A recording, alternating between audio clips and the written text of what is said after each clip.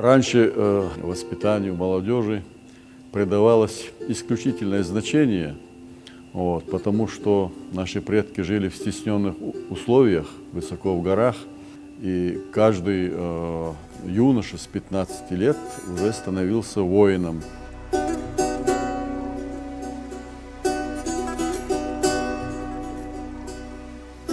В одно время мы теряли и письменность, но предания оставались. А предания нам всегда говорили о том, что у нас очень глубокие исторические корни, что мы народ с большим достоинством, что наши предки всегда ценили свободу, независимость, а это было жизненно необходимо.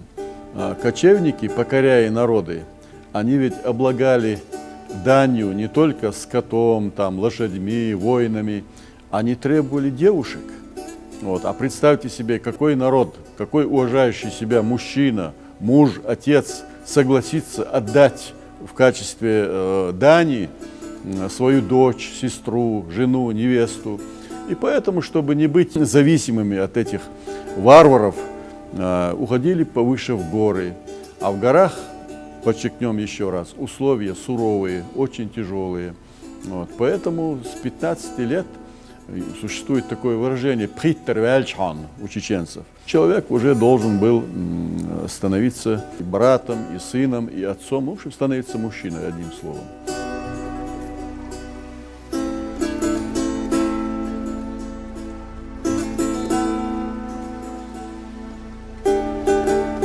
Чтобы юноша вырос настоящим патриотом, достойным сыном своего народа, ему действительно освежали, как говорится, его историческую память.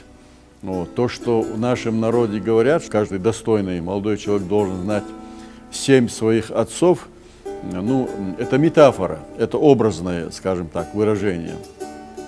Он должен был знать не только 7 своих отцов, но и всю свою глубокую историю, уходящую вглубь, скажем, тысячелетий.